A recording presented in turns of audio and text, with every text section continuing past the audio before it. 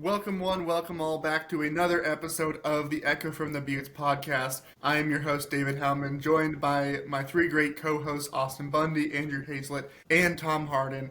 And we're coming to you this Monday morning. We are basking in the glow of yet another Arizona State football victory. We had a couple of other victories from the weekend in other ASU sports as well. But football is the one with the all the lights shining brightly on it now because we are getting into the thick of things with the Big 12 race. Things are getting complicated. Things are getting convoluted with all of the tiebreaker scenarios. We've got a game to break down. We've got all that to break down. A lot of other stuff to talk about. But first, round the horn, how's everybody feeling? General thoughts and feelings after this game? I tell you, the victory coffee tastes all the better this morning. It wasn't the prettiest win, but a win is a win. And it doesn't matter if it's by 2 points or by 22 points. As long as you're on the right side of the scoreboard, we can take that home with us and enjoy it for what it is. Yeah, I'll say it was. I was feeling good there for a little bit, and then of course once you get into the fourth quarter and things start coming apart again, I was like, all right, this can only go one of two ways that we've seen this season. We're either going to be just fine with a last-minute drive, or this thing's going to come crumbling apart like the other losses we've had this year. And thankfully, it was the former. But it was nice to see some consistency out of Jeff Sims. It was nice to see a lot of the same things we saw from him in the Iowa State game. And I really liked how when he was throwing the ball, he was distributing across a lot of different guys. And, I mean, look, we had a Derek Eusebio breakout game. I didn't think I'd be seeing that this year, but I'm really glad that we are. So that's nice. It's certainly a surprise and a welcome one, seeing Eusebio break out. They say close only counts in horseshoes and hand grenades. It's kind of my thoughts. A win's a win, and then you're on to Colorado this week, and then hopefully take care of business there. Yeah, I mean, this game really did, it put me through it because Austin, just like you, I mean, the first half went great. First half, I was like, yeah, this is the team I know that I'm capable of seeing every single Saturday.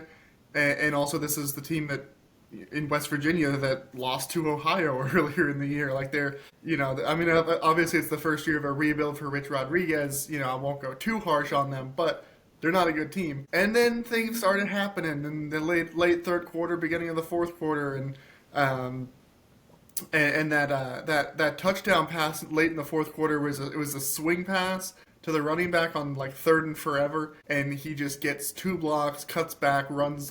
I was my jaw just was hanging wide open. I couldn't believe what I was watching. It took me back to the Mississippi State game, and just all of the bad thoughts started coming back into my head. And so I was really, really pleasantly surprised, to put it lightly, that they were able to turn things around and come back and win it after the way that they came very, very close to blowing it. And not only doing it offensively with a really good drive, but then also the defense making the clutch play. Keith Abney, he said after the game, he said he actually locked eyes with the quarterback before he threw the pass that he ended up intercepting, which is just the coolest thing ever. So it was cool to see the offense step up, Jeff Sims having another good game, and then the defense to kind of atone for their own mistakes and make the game-sealing play like that was really, really fun. Chris Cartman of Sun Devil Source summed up that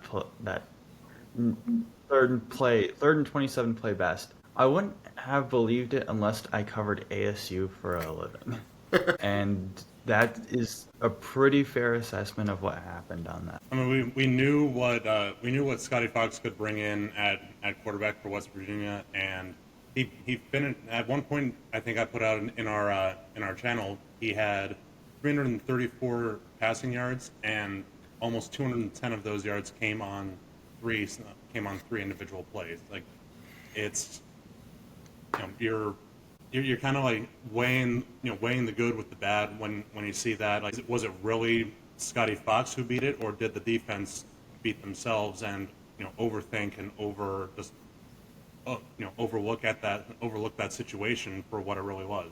There's no way that a 90-yard touchdown play to the halfback should have happened. I think what the color commentator put it best during the broadcast, because I was at work when this was all happening, and it was third and 22, third and 28, I think was the play. So I just went back to what I was doing, thinking it was going to be a punt eventually, and then I hear them going crazy, and I'm looking over and just where did everybody go? And the color commentator, I think, put it best. He said that the guys in the secondary who were supposed to make that tackle once he gets into the second level were depending too much on the guys in front of him to play that prevent defense, to play the underneath stuff, to just give him a little bit, but he's not going to make it to the first down marker. But they got too complacent in hoping the guy in front of him was going to stop him, and then they weren't in the right position to make the tackle they needed to once he got into the second level and was on their in their territory. So, like you said, Tom, I think it was a little bit more complacency in that situation, because a quarterback can only do so much on a big play like that. But after the ball has been caught, it all comes down to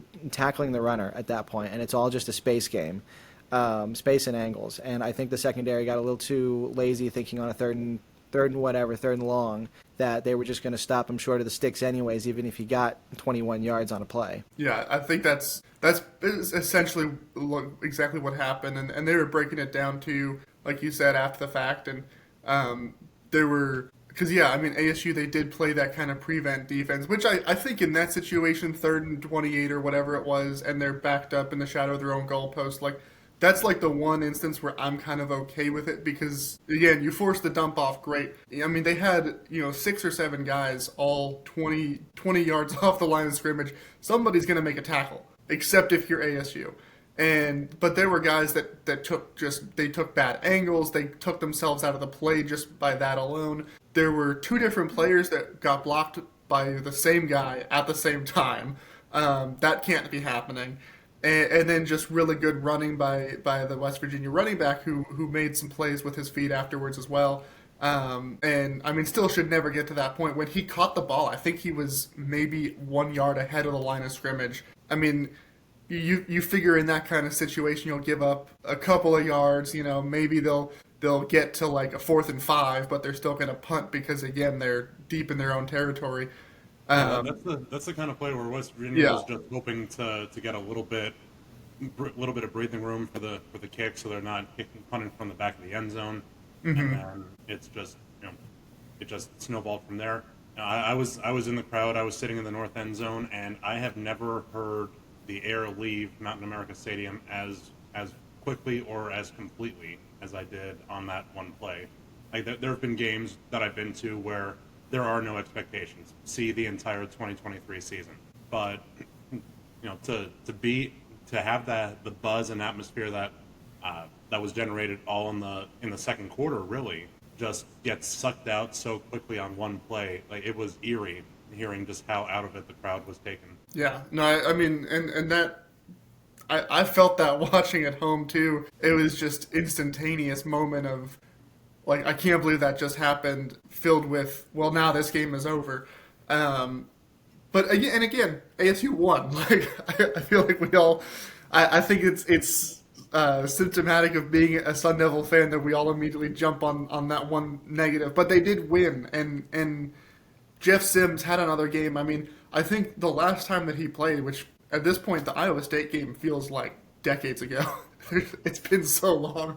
But last time he played, the game plan was smartly built around his run ability, and they really didn't ask him to do too much with his arm. This one was kind of different. I mean, he was still running the ball, of course, but they had a lot more in the pass game. I think that's also a reflection of the fact that it was at home versus being on the road, being in a hostile environment. But Jeff Sims looked good. I mean, he did not by any means look like to the level of anybody saying, well, we should have been starting him this whole time instead of Sam Levitt, but he played really well. He played within the confines of the scheme.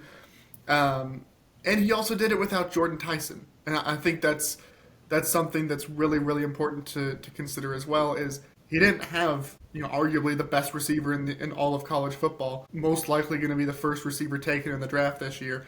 He didn't have him, so like we talked about, Derek Eusebio had to have his breakout game. Awesome to see him do it. Shimon Mateer, we all love Shimon Mateer. He had himself a day as well. He even took a snap at quarterback. Didn't work out very well, but I was excited to see it. And then spreading the ball around to a few other people. Jalen Moss had a couple of moments here or there, and I don't think anything's been officially announced, but a lot of people anticipate Jordan Tyson could come back this next week, especially with them playing Colorado, which is where he once played. and that gives a lot more hope, at least for me, for this offense going forward. Jeff Sims is getting into a rhythm now. He's feeling a little bit of confidence. He knows he has the physical ability. I mean, this is a guy that was a starter at Georgia Tech for a couple of seasons before they got really good, and he had struggles there, and then he went to Nebraska and had struggles there. Like, this guy has been through it in his career, and his career arc has led him to this point. And so it's really, really gratifying to see, like, he's starting to feel it. Like, he's starting to play at a high level. He's starting to play at the level that everybody has known that he could for a while. When they first recruited him to Georgia Tech, when Matt Rule got him at Nebraska, he thought he was getting a steal. And so this offense could now become very, very dangerous over these next couple of weeks, which they're going to need because, again, and we'll talk about this a little bit more in a little bit, they need to win out. They need to beat Colorado. They need to beat Arizona, even if there weren't any Big 12 title game implications. They still got to win that one, but it becomes even more important now. And so with Jeff Sims having 2 good games in a row, Jordan Tyson potentially coming back next week, I'm feeling really, really positive, really, really good about this team right now. You said it perfectly. That this wasn't the world-beating game out of Jeff Sims. It's not a game that, like you said, will not sow any seeds of doubt that maybe he should have been the starter all season long. We're not going to see another jersey get added to the collection on display in the Hall of Fame. But he was effective, and we did see a lot more of the playbook open to him in the passing game. I think some of it also has to do just with the overall conditions, because think back to the game in Ames, it was pretty poor weather, lots of rain throughout the game. Really take the ball out of his hands, at least throwing wise, and go with the smart plays on the ground, which we saw a lot of 2 weeks ago. Now you work in the passing game in front of your home crowd. I think we're all conditioned to put out the Shaman alert in our thread whenever he does anything, whenever he gets a touchdown or gets his targets, and rightfully so. He has proven to be a dynamic player when he is given his chances. And like you guys, I absolutely loved seeing a breakout game from another receiver in Derek Eusebio. It's you're seeing progression throughout the entire wide receiving room, and it's not. They're showing that the play calling can run through receivers not named Jordan Tyson. And when he does come back, whether it's next week at Colorado or if he's not back until the Arizona game, again, like we were saying, nothing's really been determined yet. I think that will only be more of an asset just to have him and have him be that threat, but have him not be the end all be all for the offense. Yeah, well, and again, we kind of touched on it a little bit. Big chance for ASU going down the road. Still trying to get into the Big 12 title game, and something happened this weekend that helped them out a little bit. Still don't control their own destiny as far as the path back to Dallas, back to the Big 12 title game, but their odds went up. And that was Cincinnati lost to Arizona. And, it was a really funny situation because I put out an article on Devils in Detail at the start of the weekend with kind of a rooting guide for ASU fans for all these different Big 12 games and which ones would help out ASU. And, of course, the only one that actually ended up happening was the one where the Wildcats win, where they enjoy some success. And I even labeled it in that article as the unmentionable scenario because obviously not a single one of us would ever root for them to win. I think I said I would sooner see us miss the Big 12 title game entirely than root for them to win a game. That being said, they beat Cincinnati on the road, I might add, which if it were any other team I would say is impressive. It helps. It helps ASU because now Cincinnati has 2 conference losses. It now also means, for right now, Texas Tech and BYU are alone at the top. So if the season ended today, those 2 are going to the Big 12 title game. But if either one of those 2 teams loses one more conference game, now we're cooking. And I was running through the scenarios before we started recording. I was crunching the numbers. I enlisted the accounting help of my favorite law firm, Dewey, Cheatham, and Howe, LLP. And I think we have something here. And we talked about like the scenarios, the tiebreakers on the last episode. Essentially, if we get into the end of the season and there's a five-way tie between Utah, Arizona State, BYU, Houston, and Cincinnati, which seems possible, it's going to get really, really messy because the first scenario would not, the first tiebreaker scenario doesn't come into play because there would not, all teams involved would not have played each other. And there wouldn't be one of those teams, one of those five teams that, because if one of those teams has played all of them and beat all of the other teams that they're tied with, then they win the tiebreaker, but that hasn't happened. Then it would be the records of the tied teams compared on winning percentage against common conference opponents. But because there's a five-way tie, these five teams do not have a single opponent that all five of them have played. So we almost had it, by the way. We almost had it with, I believe, Baylor. And I forget which team it was that hasn't played Baylor. But missed it by that much, as they say. Then it would be the records of the tied teams against the next highest placed common opponent, which, based on where things are right now, would be Arizona. Not all of these five teams have played Arizona. So then we go down to what Tom and I were trying to figure out, and the math gets really, really funky here. The record of all tied teams based on combined win percentage in conference games of conference opponents. So not ASU's conference record, but the conference record of their conference opponents. So strength of conference schedule, essentially, is what we're dealing with here. And that's a lot of math. I'm looking at Austin doing the mental gymnastics, trying to rectify that statement. Yeah, I'm trying to understand what that means. That's a lot of math for people to do, and I mean, we're all ASU students at one point or another. We can't do that kind of math.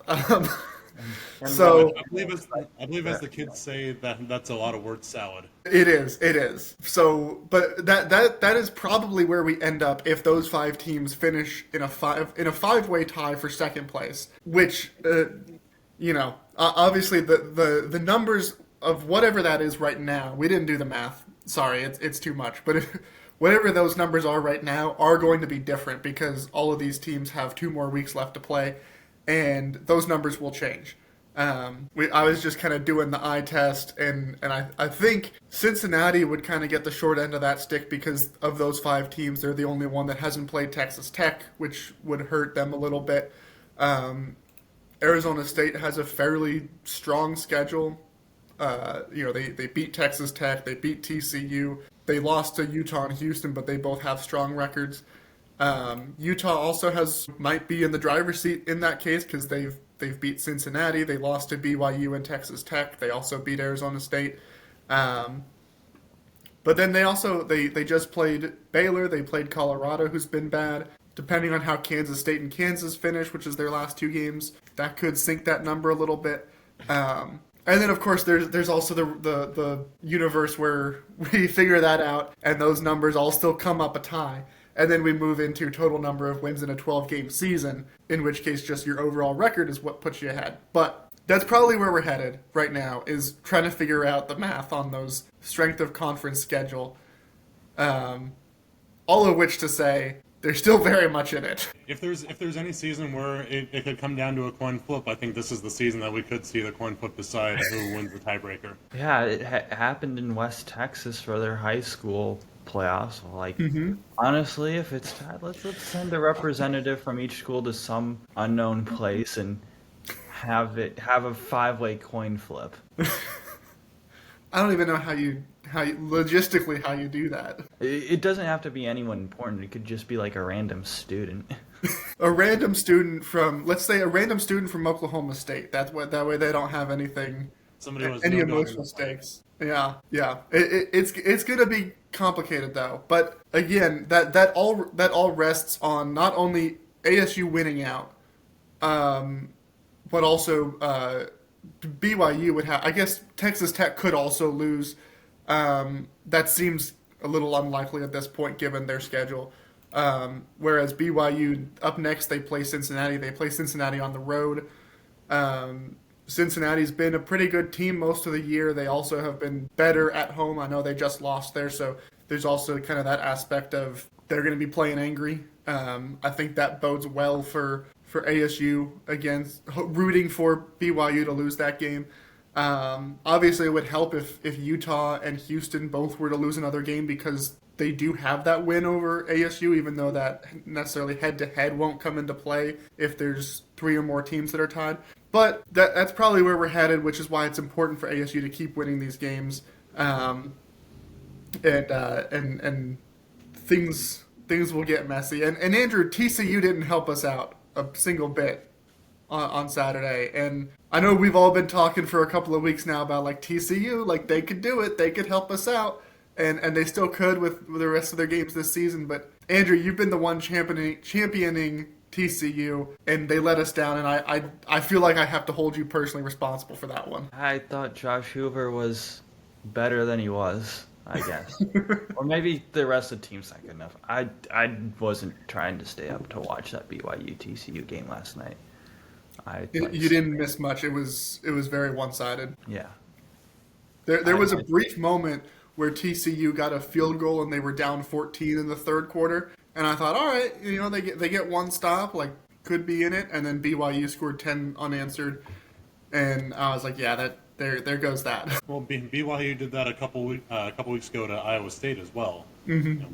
Iowa State got close, and I think actually had the lead at one point in the third quarter, and then BYU just found the accelerator and pulled away. Yeah. Well, I mean, it's if it does end up being Texas Tech and BYU in the Big 12 title game, obviously we'll all be upset as people who take joy in good things happening to the Sun Devils. But I also think just on a football level, that would be a good game. That would be a fun game. I mean, BYU kind of came out of nowhere. I know they were really good last year, but I think all of us had muted expectations given the fact that Jake Retzloff left the program like in the summer after the spring portal window had closed. The fact that they have a freshman quarterback there in Bear Bachmeier, and that they've come this far. And then obviously Texas Tech is like, they've got more money on their side than most professional football teams do at this point. Which I don't have an issue with that. That's where we're at in college football now. But they're putting the money to good use, and they're getting players, and they're making a case for why, they have Cody Campbell who's bankrolling their team. They're making a case for why ASU should try to find our own Cody Campbell. I don't know who it's going to be. Maybe the 4 of us can pool our money together and get 1/100th of what he's got. Let's do it. Or the investment. The multi-donors. Yeah. Well, and that's a good segue too into the other real talking point that came out of this win over West Virginia too was in the post game. Kenny Dillingham was talking about. So there's backstory to it. He had gone on a radio show on, I think it was Friday, and he made reference to something along the lines of, our NIL isn't what it needs to be, like we don't have the resources that we have, things like that. And whereas Graham Rossini, the AD, had also previously said that they have the money to make sure that if Sam Leavitt decides to come back for another year of college football, he's not going anywhere else. He's staying put in Tempe. And so there was this brief moment of, well, the AD is saying one thing, the head coach is saying another thing. What's going on there? And of course, there's still all these rumors about he might take this job or that job or whatever. Well, then after the game, he said, he goes, Graham was right. He pulled me into a meeting with our admin and people who represent University President Michael Crow, and they made it very clear that they are all in on football, that they are committed to giving us the resources we need to be a top team, and that they are pushing all of their chips into the table to support winning football here in Tempe. And I think that's significant. I think, especially with the context of literally a couple of days prior, he was saying, yeah, we don't have the resources. And then he goes and says, I have every bit of confidence that they're going to do whatever it takes for us to compete at the level of a Texas Tech, because he was primarily saying within the scope of competing in the Big 12, which right now is Texas Tech. I got very excited about that. He also had a funny moment where he kind of chided one of the beat writers for jokingly asking him if he's still leaving, and he was like, I'm never leaving. I was never gonna leave. Like, this is home. I'm happy here, but I have to push to make sure that we have the resources that we can do it at this level. So I think that was the biggest win for ASU this weekend, was just getting that kind of declaration from their head coach. Yeah, absolutely. Just the knowledge that he is fully investing and doubling down on on his personal investment into the team, into the university. It's it puts to rest a lot of the noise that is circulating all throughout the fan base. Yeah. It was also funny because at the I think it was the halftime interview, or no, I think it was the going into the fourth quarter, because they had the injury to I think it was Rodney Bimage, and they asked Kenny Dillingham on the field in the interview. They said, like, I was like, is he going to be okay? Because it looked really serious and scary for a moment. And of course, he got up and he was like jumping up and down with his teammates, which was just a crazy vibe shift from bringing out the stretcher, and then they're all jumping around with each other. But Kenny Dillingham even said, we have the Mayo Clinic as our medical team, and I was like, first of all, I was like, that's cool, because they are the best of the best. But it was I didn't expect a Mayo Clinic name drop in the middle of a football game, and so then that paired with what Kenny was saying afterwards, and also thinking back on, like, since becoming AD, Graham Rossini has always talked up like corporate partnerships as being the path to supporting ASU athletics, specifically football. And so I was like, tell me more, Kenneth. what is going on here? So that was interesting in reflecting on things. And of course, for those who are not watching too, I'm drinking my coffee out of my ASU coffee mug, brought to you by their Starbucks corporate partnership too. For the record, it's not Starbucks coffee. I would never. But it goes back to the same mentality of, how do we get money in here? And Tom is flashing the same, not the same cup, but also an ASU Starbucks. The Campus Collection Arizona State mug.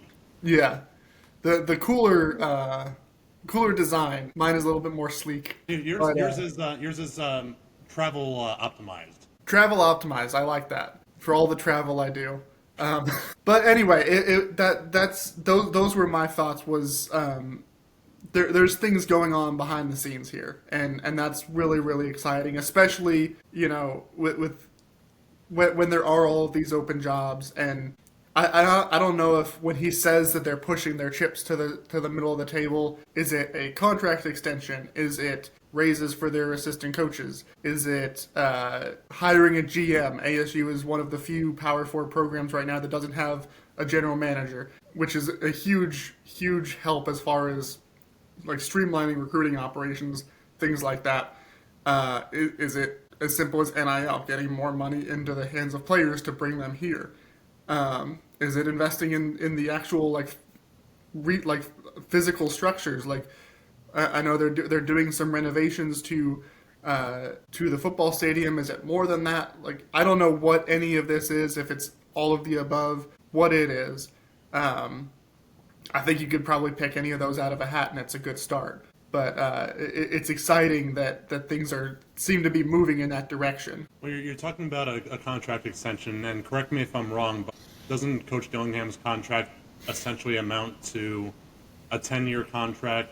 Starts at a base of 5 years with a rolling 5-year extension that can be added on. It had to be approved by the Board of Regents, but the base 5 years can be extended to a total of 10 years under the current contract. Again, this is a lot of math, but I think that sounds about right. And I know there's various bonuses. I mean, we all heard about the bonuses for the Big 12 championship and the regular season conference championship that he donated. He basically gave his bonus to the football staffers instead of keeping his bonus. So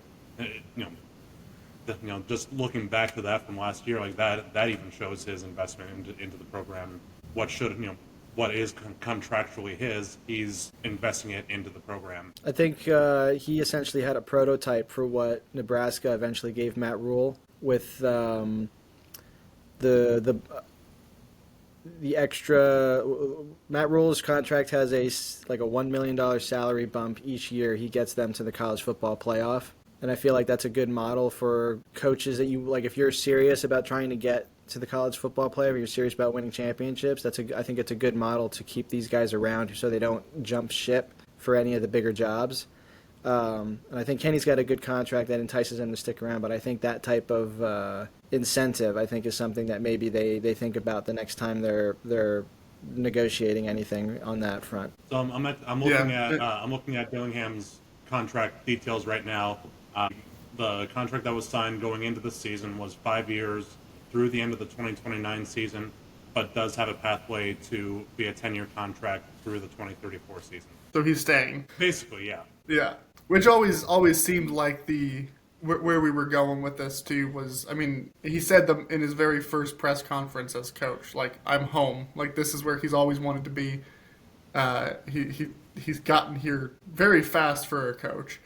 And he's doing it, and he's having success. And it seems like, and I've felt this way for a while now, is the only way that he leaves, outside of being fired for, falling apart, right? Which also doesn't seem likely. But the only way that he leaves on his decision is if it gets to a point where the resources are just not there. And if it feels like, because right now Kenny's doing a lot. He's put a lot on his shoulders. The fact that there isn't a GM, I know they have other people like in the front office kind of area, and they're helping with the recruiting, they're helping with the scouting, things like that. But Kenny is heavily involved in that too. He also, we know, he said all season, and especially the last couple of weeks, he's been heavily involved in special teams. Even though he doesn't call offensive plays, he's still involved in offense because that's just his background. He said in the past, occasionally he'll call plays on defense when in big moments where he says, "Hey, I want to blitz here, I want man coverage here." He's got his hand in a little bit of everything right now, and that's awesome that you have a coach with the energy to do that, especially when you're as a palate cleanser from a coach who was, by all accounts, completely checked out on every single detail of football. He who will not be named, but eventually that's not going to be sustainable. And you're competing in a conference where, I mean, Texas Tech has, I mean, obviously they have, cajillions of dollars, but they also have a GM who has deep connections all throughout the state of Texas, and they run a multi-million-dollar enterprise that Joey McGuire hardly even touches at this point. Like, he obviously is the figurehead, and he's kind of the closer when it comes to recruiting, but he's primarily focused on the football aspect of things. Similarly at BYU, and they're having a lot of success. Obviously, they're not the NIL spenders of Texas Tech, but they do have a pretty good amount of resources behind them. BYU has always been heavily invested in their football program. Kalani Sitake is a very well-known figure in that program. They have a very clearly established recruiting footprint. He's not going around and doing all the things that Kenny Dillingham's doing. And you need to have that kind of structure set up eventually. It's cool that Kenny Dillingham can do it all on himself right now. 5 years from now, I mean, especially with some of these close games, that kind of stuff ages you. And I know he's got the energy now. 5 years from now, it's it's like when you see like pictures of like Barack Obama when he first got into office, and then 8 years later, and it's like, good God, that aged him so much. And football, I don't want to. It's not a harder job, I guess, but it ages you probably faster because it's more it's stressful 100% of the time, especially when you're at ASU. So. They need that infrastructure and they need that support for Kenny. I want to go back to the first point you brought up, David. And this is home for Kenny Dillingham. Home is where the heart is. And when you're at home, it would take a lot to get Kenny Dillingham to leave. I looked at all the openings. The only one I thought he could potentially take is Auburn because he has ties there. But even knowing that, I said, okay, what would it have to take? And I couldn't figure that answer out. Just there's so many things in play. He's starting to have his own family now and raise his kid. and I know he wouldn't want to move a kid across the country, regardless of what that kid's age is. But still, that's when you're building something, a program and a family, you don't want to leave it. Andrew's getting all hallmarky on us here. Home is where the heart is. Arizona State is the Olive Garden of the Big 12. When you're here, your family.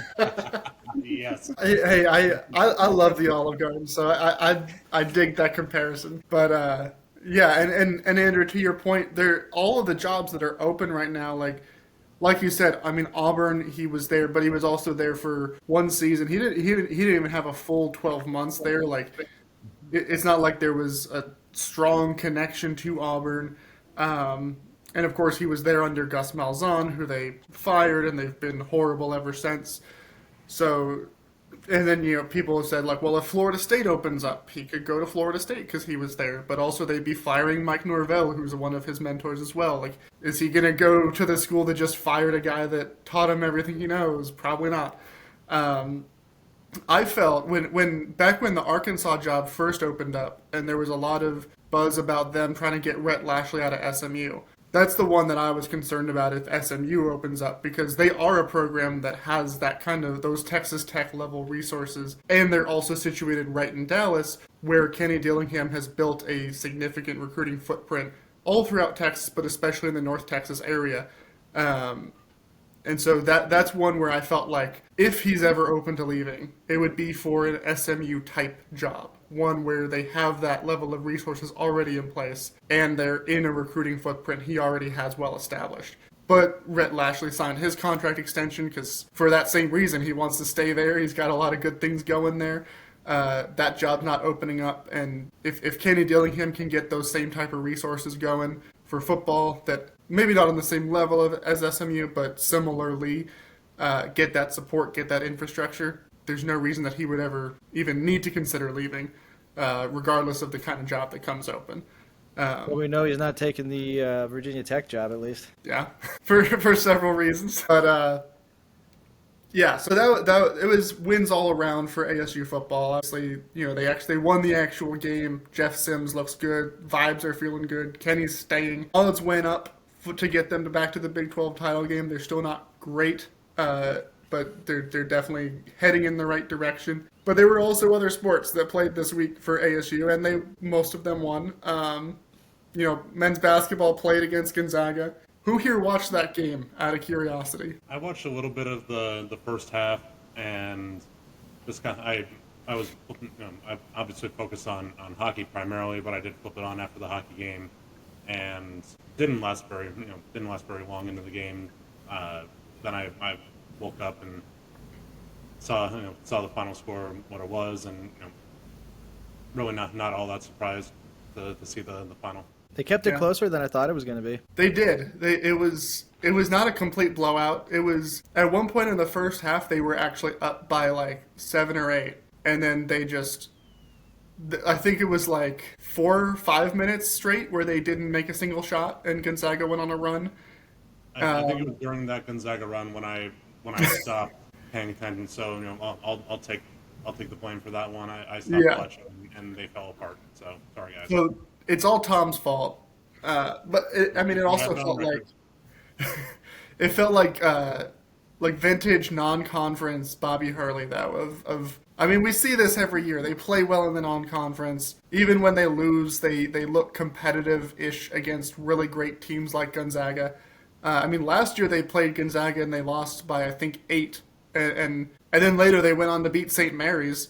And they're, if it wasn't for Gonzaga being in the same conference, St. Mary's would be the program, the mid-major that everybody talks about. And they beat them, and it was like, oh, we got a team. And then Big 12 play hit like a ton of bricks.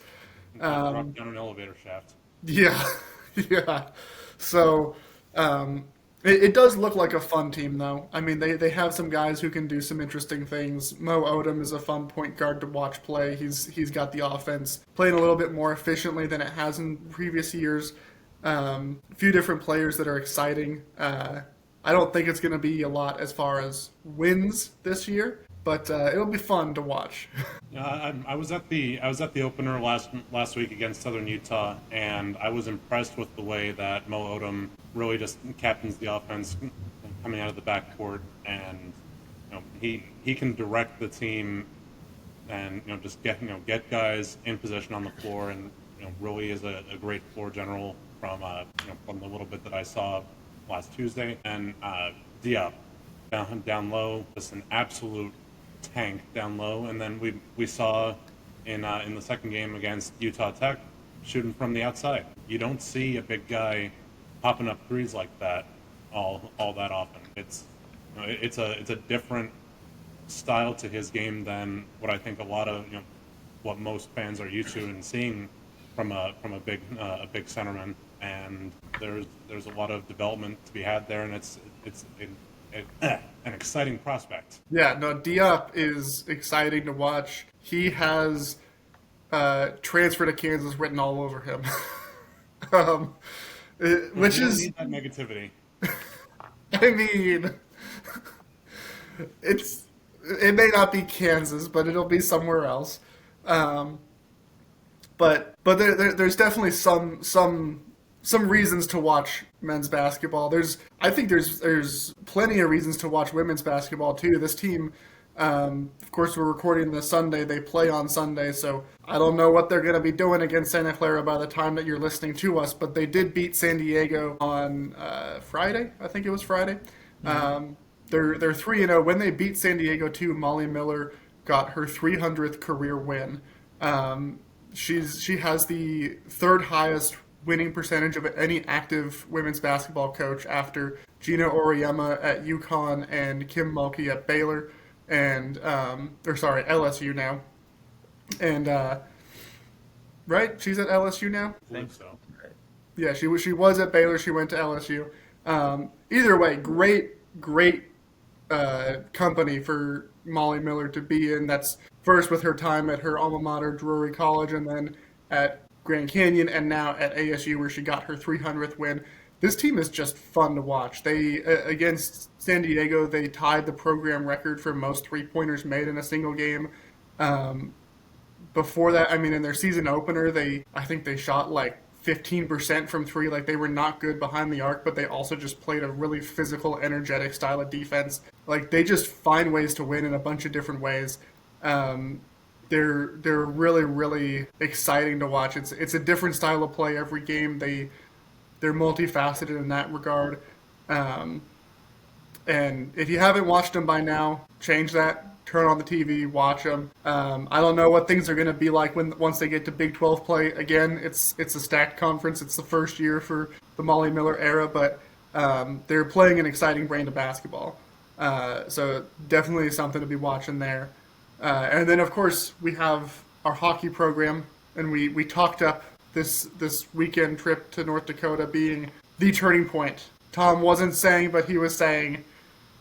Well, what is he saying now? I'm still not saying, but I'm still saying. This is playing out exactly the same way as ASU's results in the 24-25 season.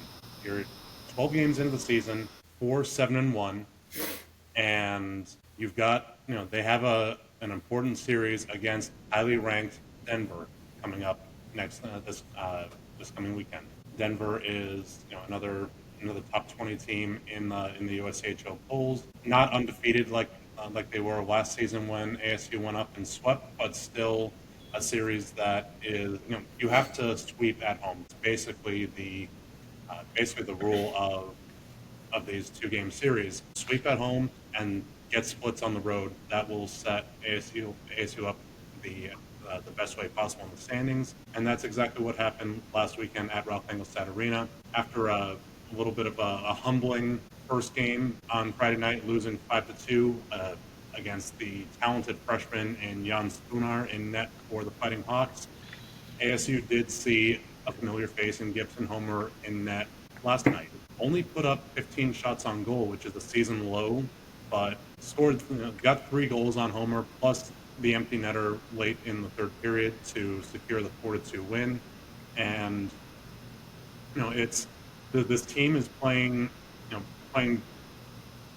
decently well. It's there's still a lot of room for improvement, but both games did see the power play convert on conversion of the power play, 1 for 1 on Friday, 1 for 3 last night, and the percentage is getting there, up to 23% power play so far this season, and they're I'm excited to see what the next series against Denver brings. Yeah, I am too. Last night's game just surprised me in that the fact that you only got 15 shots compared to North Dakota's 41, getting outshot that much and still finding a way to win is impressive. Like you said, Tom, there needs to be a lot that gets cleaned up.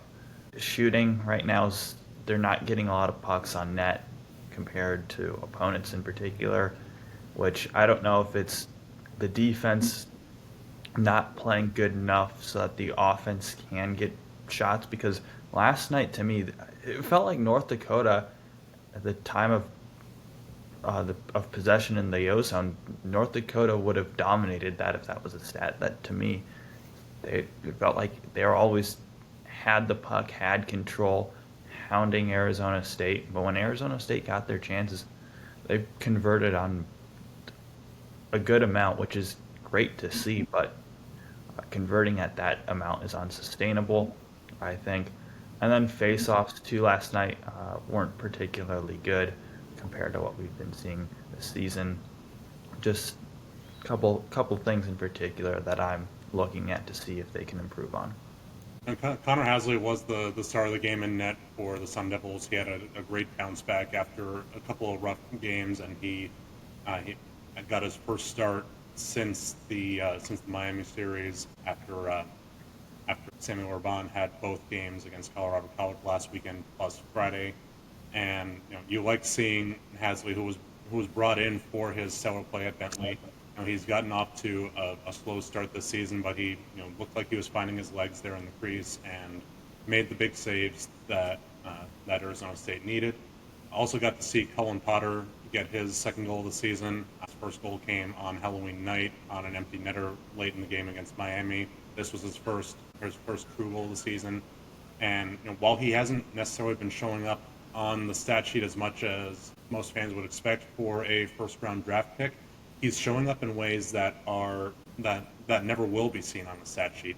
I saw on the play on Friday night where Kyle Smolin got the power play goal. Cullen drew 3 North Dakota defenders away into the low slot, and that opened up Smolin down on the goal line. He was wide open, had a wide open net as Spooner was following the play with Potter, and just a great awareness by Cullen to get the puck to his open man and bury that goal for on the power play. Yeah, Now, Potter's been playing well. Andrew, Tom said on the last episode he was talking it up like this is where Sun Devil hockey is going to hit their stride and become a major contender. But he was hedging. He was like, I don't want to say it, but I'm just saying. Andrew, you've made some bolder predictions on this show. Of course, you famously guaranteed ASU football was winning the national championship. What were the other ones? I feel like there was something else. I don't know. I forget that. So, But anyway, are you ready? I'll roll back the tape and find them all. But are you ready to make any bold declarations about the hockey team at this point? Like Tom, because Tom was a coward and he didn't want to say anything. But are you brave? no.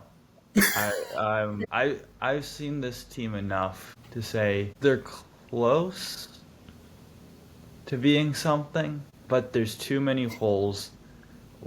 Something I failed to mention is that, yes, traditionally defensemen don't score as many goals as forwards do. We haven't had a defenseman score a goal at all this season, which you brought in Justin Kipke, the Minnesota Wild pick, to possibly be an offensive guy. Lincoln Keene, the 17-year-old from the U.S. development program, it looks like he's going to be more of a defensive guy. I don't know if you feel the same way, Tom, but I feel like in a few years he's going to be what Ty Murchison was. I absolutely agree with that. He has a huge frame. He's 6'3", about 205 pounds. He's got the He's got great stick work to work in the defensive zone and disrupt opposing offenses. He just needs a lot of fine tuning. He is a young kid. You brought up he's 17 years old. There's a lot of raw parts to his game that will be developed over his freshman and ultimately into his sophomore season as well.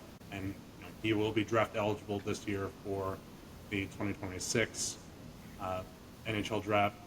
He is ranked in the top 100 prospects in multiple publications for draft eligible players. So it'll be interesting to see how he lives up to that and how he further develops this season. Yeah, and then just a couple other guys on the defensive side that they brought in. They brought in two left-handed shots in Austin Zemlak and Richard Barron. Zemlak hasn't played much this year, and Richard Barron's just kind of been on the ice, just hasn't really done anything for me. I don't know about you, Tom, but he's I think a player Powers wants to see break out, and he just hasn't yet. Yeah, no, you bring up Justin Kipke, who I'm waiting to see how he can develop on. He has put out a lot on the power play on the second unit. We've been seeing a lot of 5 top power play units for the Sun Devils in the last few games. Kipke, an offensive-minded defenseman, gets put out there on the second unit a lot. But you're exactly right on Richard Barron.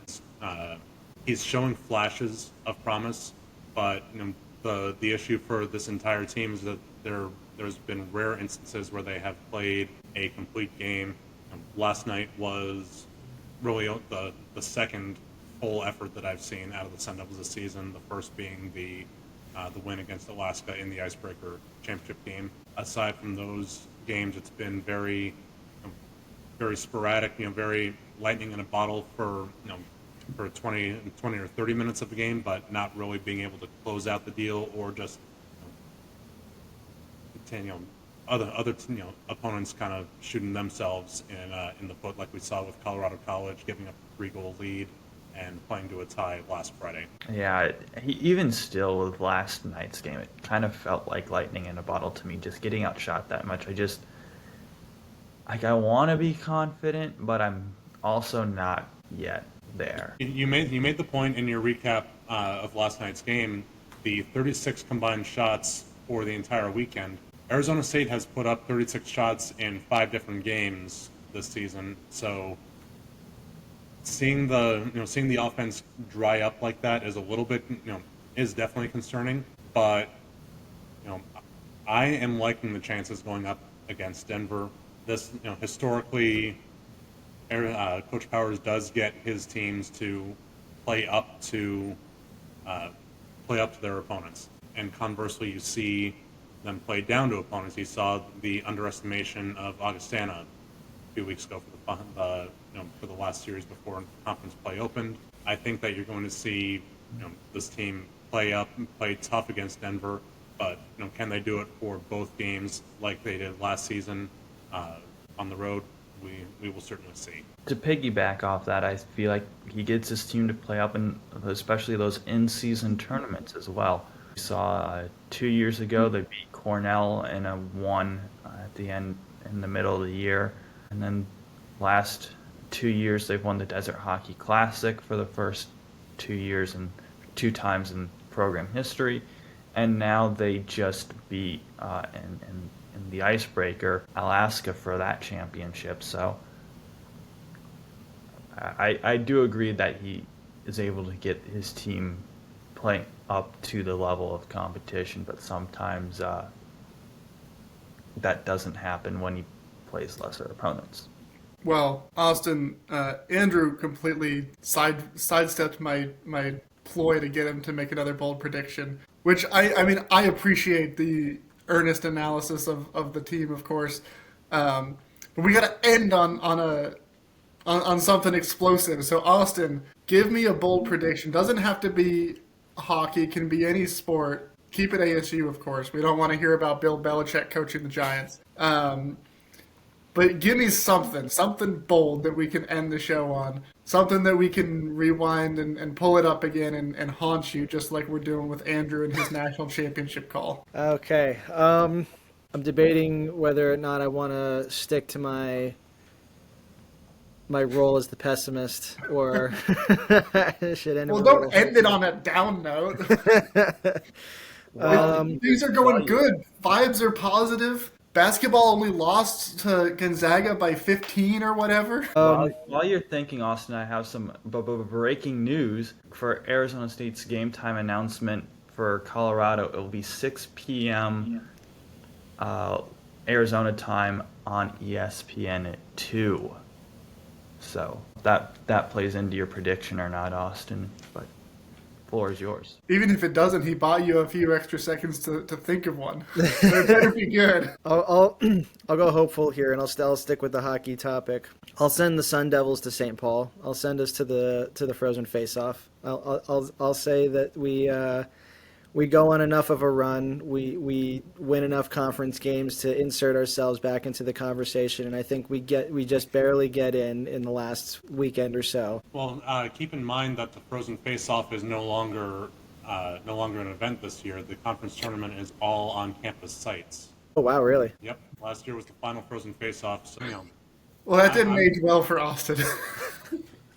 But I think what you're saying is Arizona State will be in the top 4 in the conference. Is that a That's what I heard. Yes, that's what I'm saying. I'm saying we finished 4th exactly. I heard top 4 and not 2, 3, or 4. That's what I heard. I know you guys all heard it as well. Yeah, you heard it here first. ASU first from Austin Bundy. And we're gonna wrap up our show on that high note because vibes are feeling good, and we're gonna keep those vibes feeling good into the next week. Hey, David, real quick before we do sign off, I'm gonna put out a prediction specifically just for this weekend. Arizona State, I'm gonna say they will claim 5 out of 6 points against Denver this weekend. 1 regulation win, 1 overtime win, and I'm picking my breakout player of the weekend to be Sam Alfano. He's a young freshman, got that scoring touch. We've seen him put up 2 goals, 3 assists for 5 points this season, but I think we're going to see him really break out in a big way. I'm looking at 3 goals out of him over the weekend. All right, so we got 2 bold predictions, one of which immediately expired because the Frozen Face-Off isn't a thing anymore. But I still like the spirit, Austin, and a bold prediction that will come true very, very soon. So thank you, Austin. Thank you, Tom. Thank you, Andrew. I'll jump in on this. Andrew's got another one. Is that volleyball has 4 final Big 12 games against some, I don't want to say bad, but opponents that are statistically not good, including the last ranked, I believe, team in Houston.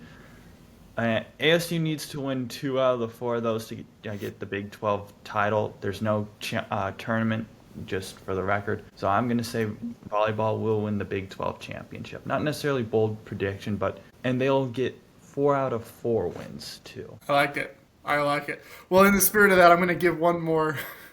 I'm going to go back to football. I'm going to say not only does ASU win out the rest of the regular season, all the tiebreakers fall their way. They get to the Big 12 title game. They beat Texas Tech for the 2nd time this year to win the Big 12. They get to the college football playoff where they face an Ole Miss team that has just gotten a big boon for them in Lane Kiffin agreeing to a multi-year extension to stay put, not going to Florida or LSU. And on right after that, with all their positive vibes, Jeff Sims beats them in the college football playoff to advance to the next round. And not only that, but once he does it, he mimics the Egg Bowl peeing dog celebration from several years ago. Just to rub it in. So that's my bold prediction. We've all got some things out there.